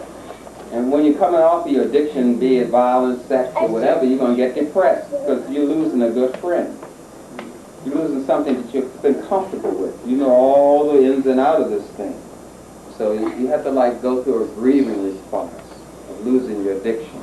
And that causes sleeping problems because it's disrupting your whole pattern there. Then a lot of people just get in denial of the addiction altogether. I'm not having any problems with this. I can handle this. It's no big deal. I can handle this. That's denial. Flat out denial. Then we have stresses that may trigger you back into the addiction. Death can do that. Some person be doing fine and drinking 20 years and their mother died, something big crisis. That's right. You have to be aware of these stresses. Money can cause that. You may be doing just fine in your relationship and one person loses their job or something like that, and it's too much of a stress. Because the compatibility wasn't done. It wasn't a compatibility check. Just because you were if you're in a relationship and you have all these things in common, that doesn't mean you're compatible. You got to check your compatibility first, and then whether you can do this relationship second. Because a lot of people get along with people that mean them no good whatsoever. They're quite compatible with them, but will it work as a relationship? No. You got to check both sides of it. Divorce is a stressor, being out of work is a stressor, and racism is a stressor. All together. This causes a person to be anxious or cause what we call anxiety. Then people, after they're doing well, they fear that they won't really get better. They feel, well, I'm doing well, but I don't think I'm going to make it. They really start doubting themselves because that's part of the addiction. They say, I've been doing quite well for a month here. I don't know if I'm going to make it. They don't trust themselves. They lie to themselves so much they lie back to themselves. And they get crossed up in their own lives. Because it's easy for them to believe the lies. I don't think I'm going to make it, you know. Maybe I ought to smoke a cigarette just to show myself I don't want a cigarette. Yeah, that's what I should do. You know, maybe I'll just drink a cup of coffee. Yeah, just to show myself I'm strong enough to handle it. Already they're not strong enough to handle it, but they're into this whole thing, the fear that they won't get better. Then they get angry with themselves. And they beat themselves up. Now they have two choices here. They can analyze the addictive substance and say, well, you know, I drink because it just tastes good. Or I just have sex because it just feels good. Or they can analyze the addictor itself, codependency and death. So people just, you've seen it happen before, I'm quite sure. You just haven't probably verbalized it to yourself. The problem is people analyze the addiction and say the addiction is good and I can control it. Or you can analyze it and say, look, I'm really not getting anything out of this sex thing. Maybe I better put sex addiction up here, because a lot of people are just looking at me like there's no such thing. Let me get this straight. Because a lot of people just don't have sex anyway. I mean, look at here.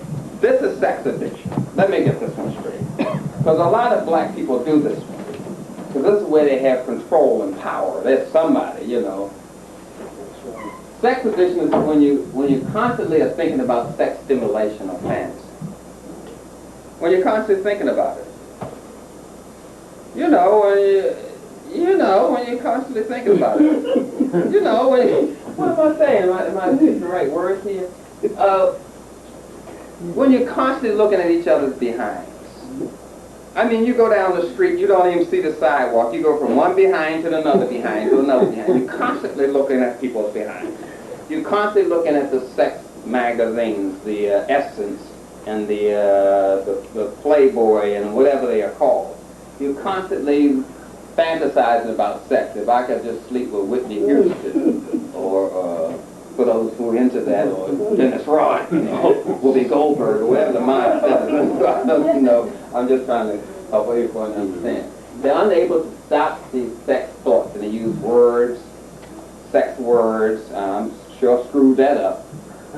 What are you talking about? And this is coming out of people's mouths. I've been listening to them. It's screwed me out. Oh boy, I want a rim shot. I mean, you know, they use all of these sex words. They make a lot of sex jokes and they use a lot of sex slang. They have sex when they're not even interested in sex. They're not even aroused, then they'll have sex. I know I need to have sex. They constantly look at other sex organs, thighs, breasts, behind, crouch, everything. But the main thing is they have sex when they don't want to have it. They don't even feel like it. They just have sex because it's Friday. Really? It's a week going by. If I don't have sex, wow, my testicles will explode. You know, they just have sex. They use sex to hide their feelings. They use sex if they're stressed to have sex. If they're worried to have sex. If they didn't do well at work to have sex. You know, sex is used for a political kind of thing. Oh, well, I know you don't feel good. Maybe if we do this, you'll feel better. They always cheered you up before, you know, that kind of stuff. And people use sex for power and control and ownership. Because if you have sex with somebody, that means you have captured them. You're the predator or they are the prey. It gives you this feeling of power. And that an indication of someone who was really sexually addicted is just a series of relationships, one after the other. They don't know the height of the person. They don't know their zodiac sign.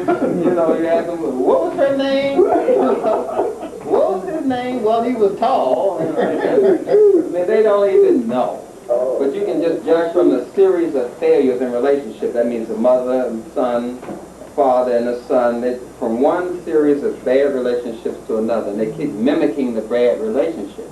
Remember, we were into addictions, how you just look for the same thing. You like if your father's alcoholic, you try to beat him up by taking it out on another man. You see, so there's men, you say, I try to be friends with a woman, say, I can't have a female as a friend. I'm better off with male friends. You hear that a lot. And some men say, I have a lot of female friends. And so they're acting out this script. Because they have a series of bad relationships. And all this is an indication of that kind of sex addiction. Then they lack sex identity. They define themselves by their sexual activity. You know, he shows, you know, guys together, you know, look at the hammer he's got. You know, their whole value system is based on who they have sex with, or how many people they have sex with. Because that's a sign and symptom of sex addiction. Then they have these sex binges. You know, like, I guess you associate that with the military, weekend pass kind of thing. But that's a sex binge. And then you get these people that have the binge, and then they'll be abstinent for a month or a year. Oh, they do that. Then you have the people that have sex binges and abstinence, and then you have the masturbators. Because we have a lot of masturbation in the black community. I know you think white people do that. But it's sort of like taking yourself at hand kind of issue here. Getting a hold of yourself. Something got a hold of me. Right. Okay. So people just masturbate. They masturbate before they have sex, after they have sex. I mean, the sex has nothing to do with it. Masturbation is addiction all to itself. And it's in the music, too, as well. In a lot of music has it. And they look at the videos. When they're sexually addicted, they look at sex videos all the time. They always read some sex story. They're focusing on who guy had sex with, or caddy, or chauffeur. They're always into these sex stories. Whether that girl, what's her name, the one that everybody thinks, Oprah. Whether Oprah is a lesbian or not, you know. They're always interested in the sexual behavior of other people, which they get no enjoyment from anyway. Who cares? But they're interested in the sex all the time. Or they'll go into one of these kind of a misguided love affair movies. They like that, where they were kind of tricked, you know. He was no good. He tricked her into having sex when he knew he was no good. They go into all this kind of themes in their movies, you know. She's got to have it, or whatever those things are. Or they use religion, or prophets, or ministers. They start getting so born again. You know, they're worse than a Jehovah's Witness selling a Muhammad stick. I mean, it's something else, you know. They go into these things. So they hide in religions. They do everything for the church. This church, you know, they always into this church club. They're hiding in religion. They go from one religion to another. Last year they was Muslim. This year they're Zoroastrian. Now they're Quakers. Now they always into some religion or get into some mystic occult. You know, they're talking to crystals or they plant something. Into something real weird. Because they're medicating themselves for that sexual addiction, and they have a sexual attachment. If you watch them, they're doing the same thing they did. If you go to church and you watch some of these people dancing, you don't know whether it's Ike and Tina Turner thing or what. Because they're going through the same moves. Oh, save me. Save what, your bras? They all wait, they're falling out, they're passing out, they're sexually attached to this whole thing. They're just hiding their sex in it. Anyway, I'm trying to stay medical. Can be at risk if socialized or worked with homosexuals. I went through that addiction. Because you know homosexuality is addiction. People actually get addicted to it. People are actually forced into it. Go into the prison. Ask people about prison. They know how to set up a homosexual addiction. They put the men around them, and after a while they have a couple. Oh yeah, they know the whole steps to getting a person addicted to homosexuality is prison systems. They can develop symptoms or the disease if a close friend has this kind of addiction. They believe in the European sex drive myth. People believe they have a sex drive, like you drive a Mercedes or a bus or something. You have a sex drive. That's a European myth. No bee, tree, insect, animal has a sex drive. They have a reproductive drive, but they don't have a sex drive. That's something Europeans made up. Those are indications of sex addiction, which is very bad. It's very bad to just be into this sex and not into your own life. But nonetheless, people can constantly medicate themselves for being stressed by their social conditions, by their economic conditions. And they use all kinds of things to do that. They use drugs, they use alcohol, whatever's available they use it. Some people are just addicted to gambling. You have a lot of people addicted to gambling today. They call it the lottery. But they have manufactured addictions to gambling. People addicted to phone sex. They really are. That's right. They call up somebody just to hear them breathe. Pay $9, you know, addicted to phone sex. Babies. How people. But when you get into these stressful situations, just know that, say, wait a minute, I'm under stress here. Maybe I better do something in self-defense. Get yourself a stress B vitamin complex. Stop doing something in self-defense. Because you know that you're going to have some kind of addiction if you're around these white folks because they use addiction. That's right. Used. That's right. We are addicted to that. They call it a catechism when they orientated us to be addicted. And now we just addict each other. We do. Someone that is doing just fine, you introduce them to something that you know is addictive. That's right. You know, you never try to this, you give them something that's really addictive. Why don't you just look at this, you know? And they're doing just fine, but you never tried Sara Lee cake. And somebody introduced me to Sara Lee. Me and Sara Lee, that's what I live with. I'm telling you. I don't know who turned me on to this one, but I'm telling you, I live to say it. But I'm telling you, your friends mean no harm because they're junkies themselves. Just look out. You know, you see them buying Cokes all the time. They're addicted to sugar. And sodas have a lot of caffeine in it. They're addicted to the caffeine in the sodas. And they buy soda for you. And they don't mean any harm, but they're addicted to these things. Anytime somebody's doing something all the time, just question yourself, why are they doing this all the time? Why are they always talking about sex? Why are they always, just ask yourself, why are they doing this all the time? If you can't come up with a reason, you say, why are you smoking this all the time? Why are you drinking that soda all the time? Oh, it tastes good. That's an ass right there. Wait a minute. Why are you always cussing and fussing? I mean, because they're addicted to, they don't feel pleasant, so they're going to make everyone around them not feel pleasant. Because they're addicted to that kind of behavior. That's how they beat themselves up. So when you get around these stressful people, get yourself a stress B vitamin complex. Protect yourself. Get some vitamin B6. Get some calcium magnesium to calm your nerves so you won't get acid. Because once your system gets acid, you'll crave the addiction. Be it cigarettes, alcohol, sex, whatever you're addicted to, gambling. Once your system gets acid, you are going to crave your addiction. So the calcium magnesium keeps your system alkaline.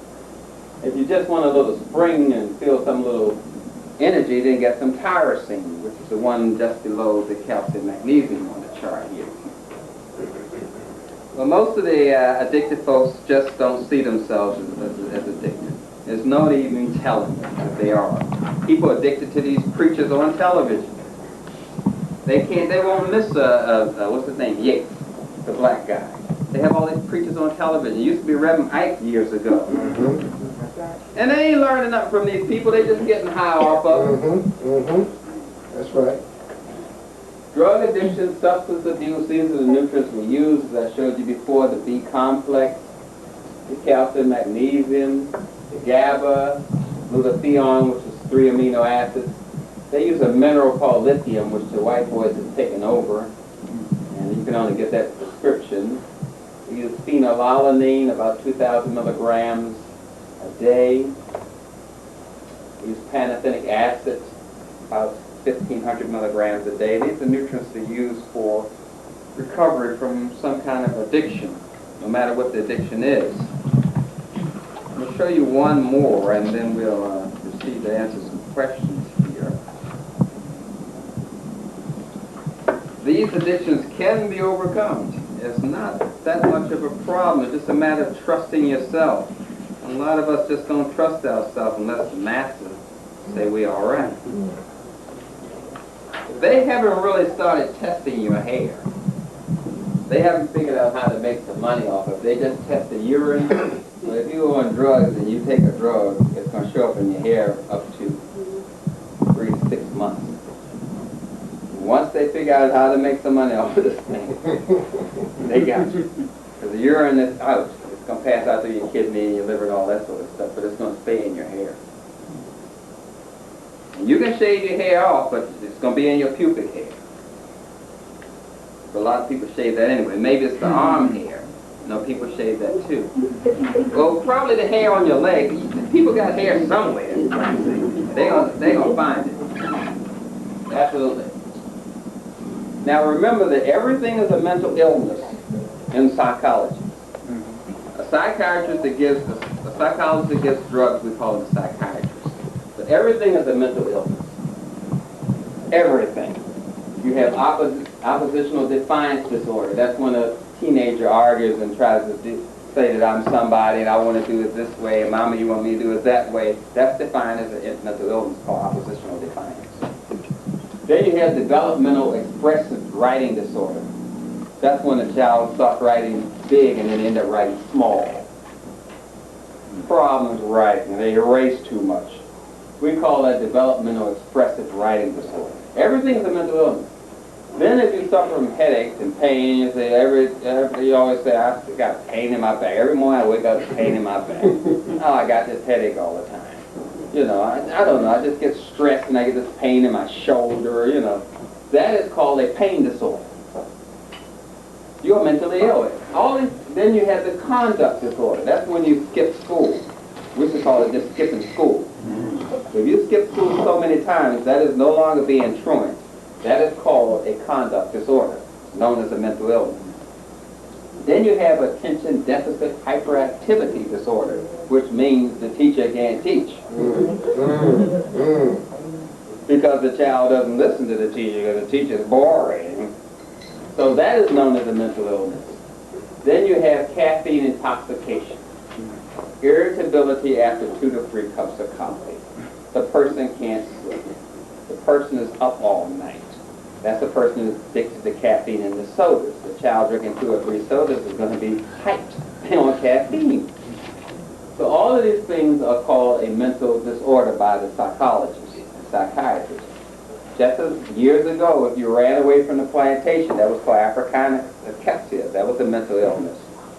Everything was a mental illness at one time. Mental illness is when you don't follow certain social sets of orders and rules. It's a political and social classification. It has nothing to do with your brain being out of order. That's what I was stressing in the beginning. Addictions are basically a social and political classification for your reaction to your social conditions. If your behavior is inappropriate, if you don't follow the right rules, I'm talking about the right rules in society, that can be called a mental illness. If you follow the right rules in society and you do that, they say, especially following the rules of the European culture, Right. they say you have good manners. That's following European culture. And if you don't follow the culture's rules correctly, they say you have bad manners. If you follow the rules, then you are not mentally ill, because that's a political and social classification. There used to be a classic example of that is when the farmers, I think it's in England, when the farmers had the land and the feudal kings would let them, it was common land, and then you could cross your sheep across the land, and then the king decided this land is private. And nobody could walk on it because it belonged to him. Now the person been for years, and one family after another been crossing this road with their sheep. Now as they cross the road, they're committing a crime. Now that behavior is called criminal behavior, which is classification for a mental illness. It's just a matter of who has the rules and who's defining the rules. You see, a person has a drinking problem if they get drunk a lot and they're white. But if you get drunk a lot and you're black, you're alcoholic. But if you're used to just a drinking problem, oh, they have that problem, you see. It's just a social classification. And we've got to start defining things for our benefit. I mean, if it's harming us as a people, then it's something that's out of order. That's right, that's right. And that's how we define things. And there's a lot of us that get addicted to things in the society that need help. We get addicted to violence, which is easy to do, from Arnold Schwarzenegger and the guy Rambutt. All these people who just parade violence at us all the time, and then the children pick up on this, and then they start getting punished because of what's being socially taught to them. And then we define them as being mentally ill when it's actually the self who's creating this to have the mental illness. And they're just reflecting the political and social environment that they're in. That's plain. That's what we have here. People expressing the social and political environment that they're in. We're trying to medicate ourselves with sex, medicate ourselves with violence, medicate ourselves with coffee, with sugar, with chocolate, with, of course, we medicate ourselves. The easiest way is with sugar, of course. That's the easiest way. But we medicate ourselves with just putting down the race. That's done a lot. We just sit around and put down our race. Niggas ain't no good. You know, we medicate ourselves with our social condition. All we're saying is we haven't come up with a good solution. That's what we're saying. We don't have a solution. Why don't we say that instead of, niggas ain't no good, you can't trust them. They ain't gonna support you. They always, you know, no, we haven't come up with a solution. That's all you're saying. But we medicate our inability to come up with a solution by saying, the niggas ain't no good. Right. You see, we get into that kind of addictive behavior.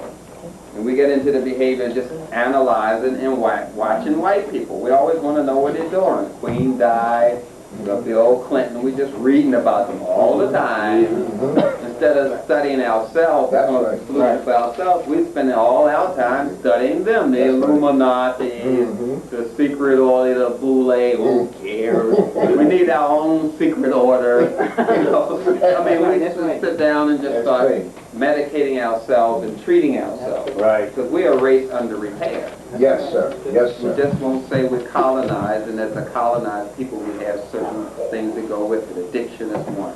And that comes under those major categories: impulse disorder, behavior disorder, thought disorder. There's a little thing that happens with men and women. We have a problem communicating. The men like to be intellectual, sit around and say intellectual things, and then they want to talk emotional. And the ladies like to say how they feel, and then they go come out with all this emotional stuff. It's no big deal. Then when we try to talk to each other, the men are talking intellectual, the women talking feelings, and then we blame each other for being male and female. Right. I mean, it's stupid. What we got to start doing is just translating for each other. Okay, now you said that was your feeling, so how do you think? Okay, now you said that's how you think, but how do you feel? Yes, I mean, let's translate what you're saying, because I'm in a different language here. So we got to start translating more, but we don't translate for each other. We say, you got these games with you. I don't want to deal with you because you're just full of games. They're not games, they're rituals. Each ethnic group in Africa has rituals. You have certain rituals that you perform. Your kids can walk around, well, I know when she does that, she's going to do that. A child knows your rituals. You know, but when adults see you do rituals, it's a game. No, everybody's culture has rituals and ceremonies, and then the individuals in the culture have their own rituals and ceremonies. Then a family has its own rituals and ceremonies. And we're not doing that. We're not defining what is ours and what is theirs. Right. So we start looking at each other, and we instead of just blaming this, we start helping each other process this information so we can solve these problems here. Because we're really in bad shape here. We're addicted to violence, beating up each other, lying to each other, addicted to lying, addicted to the phone sex, addicted to Whoopi Goldberg, and there are people that are junkies for these talk shows. That's right. You know, they really are. They're addicted to them. Like, you can't talk to them unless you know the language of what happens as the world turns, or whatever, churns, or whatever happens. If you don't know this language, you can't talk to them. You really can't. But if we have one language that we need, and that should be health.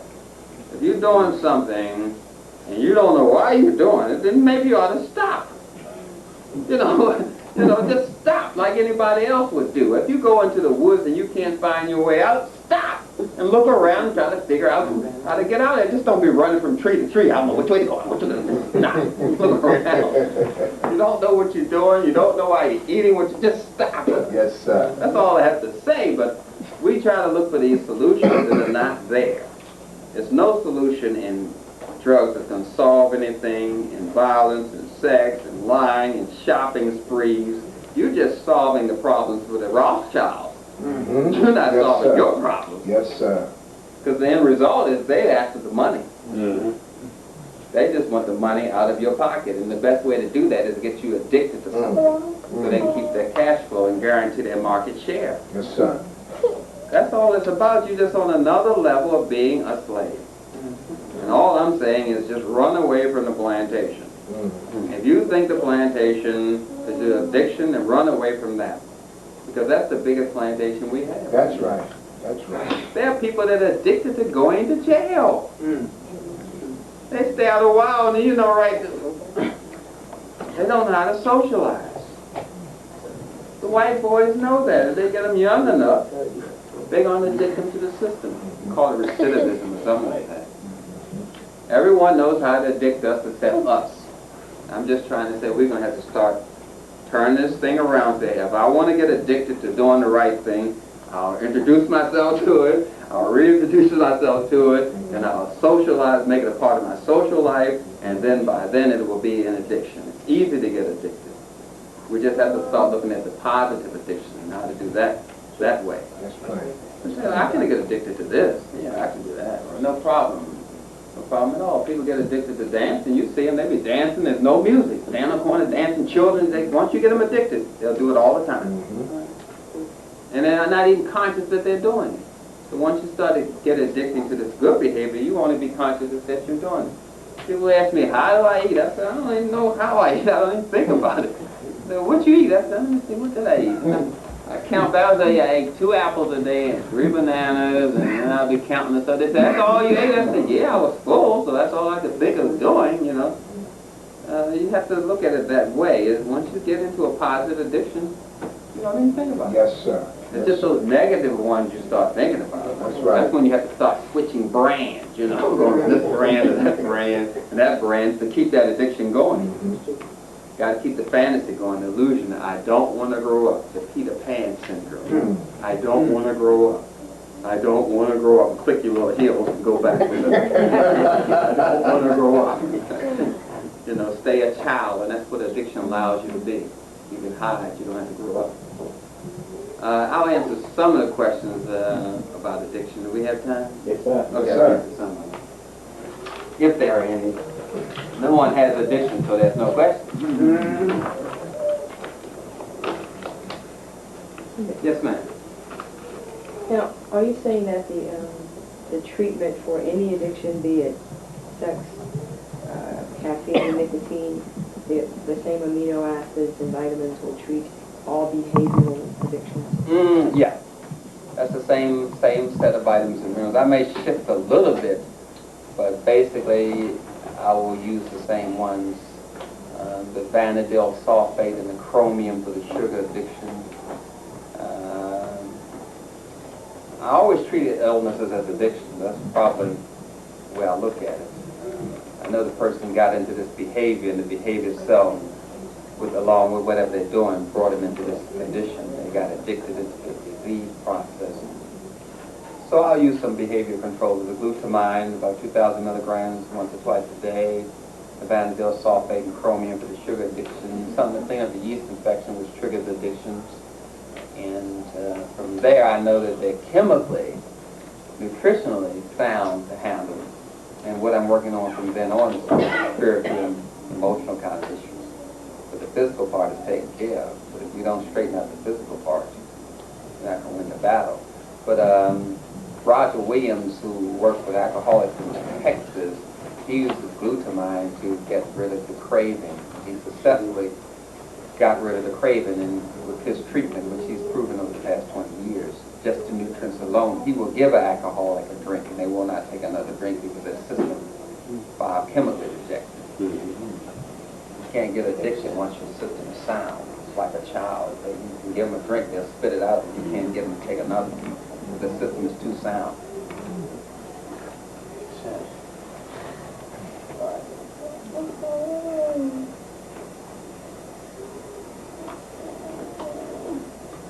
Yes. You were saying that one of the first steps toward recovery is to bond with your culture. And I thought, but we've lost our, we're more or less a destroyed people. So how can you bond to something that you aren't even aware of or you're living outside of? We've adopted a foreign culture, so how do we introduce sick people to a lost culture? That's what they call in Orthodox treatment psychosocial awareness. Usually, like if you go into like the system that the Muslims use in the prison, they knew the men were angry, and they gave them something to be angry about other than themselves. They just refocused the anger to white devil, as they call it. They refocused the anger, but they never changed the anger. Once you refocus the anger, then you can build that little cultural element into it. You can start saying, you're the original black man, and da da da da. But you can't do anything until you get that anger out of the way. Just refocus it on something positive. And that's how he worked that system so well. It's called it psychosocial awareness. As you stated, we are pretty much colonized and have adopted the cultural ways of our colonizers. That is pretty hard because we still follow that form of government, and even African states that are free of following the European state structure, which in itself will destroy African people. So all the things we're following are given to us by our slave master, and we don't see that as being destructive. We don't see European culture as being destructive because the oppressed don't see that. So what you do is you can't change all of that overnight, so you just refocus what they're doing. If you have someone that's used to hustling, and like a pimp who's been hustling other women and knowing how to sell sex, you just get them to sell newspapers. You just change what they're hustling, but you never change the hustling element. And that's probably why that system works so well, because they never got rid of that kind of addiction. They just shifted on to something else. So for someone who's trying that, I would do that. A person who's obsessive-compulsive, I would just let them be obsessive-compulsive over a religion or something. Let it give them a positive outlet for that compulsive, and then start looking at that compulsion after you get them away from the drug. Hold on. It's a process. Yeah, it's a process. Is it anyone more questions?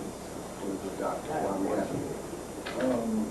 like heroin, okay, and it's like a cure for heroin, not a cure, but you know what I mean, like so you're warned up for they had this thing with methadone, and then they say that and that's another addiction. Yeah, it is. Okay. What would you think? Heroin addiction is quite popular again. Methadone is a synthetic heroin, which is more dangerous than heroin. When I was in the business, the guys trying to get off the methadone, we switch them back to heroin because we detox the person off the heroin and the methadone. So we switch them back to the heroin and detox them off the heroin rather than try it off the methadone rubber. The chemicals that we use for that, what you call supplements, using a lot of that GABA and glutamine, because that's amino acid, but you have to increase the strength of it. And you have to do something with the sex drive. Sex drive usually is kind of, the woman becomes a part of the heroin and is treated like the heroin itself. Kind of a thick way to look at sex. It's like a person on crack who has sex with crack. I mean, the woman is just another form of crack. You understand what I'm saying? Everything is defined out of that reality of methadone or crack or heroin. But the problem with the methadone is now they have street Ritalin, because the Ritalin is laundered outside of Puerto Rico and it's sold back into this country on the streets. You have street Ritalin addiction. Those are some of the supplements, but I didn't really come down very hard on codependency, which is the whole purpose of addiction. To get you or someone in this room addicted, and all of us adjust our behavior to support your addiction or talk about your addiction and get rid of your addiction. So all of us develop what we call codependent behavior, and then we become worse off than you. If you are not here, we will create another you, because we have codependent behavior. And that's the objective of getting a child on Ritalin or a person on methadone or some other drug to cause codependent behavior. Because codependence is very difficult to get rid of. It kind of slips away every time you grab it and think you've gotten rid of it. It slips out of your hand. Codependent behavior. That's what black people have developed. We will create a crack addict, even if one is not even here, because we have codependent behavior. And we look for this kind of distortion in our community. Or else we will create it by the way we treat each other, the way we treat our children. We will create the crack addict. Like Franz Fanon said, if the door isn't there, we will make a back door and come in it anyway. And we will create these addicts. And the self-perpetuating system created by the Europeans works like a charm. I mean, the icons that children idolize of drugs, you know,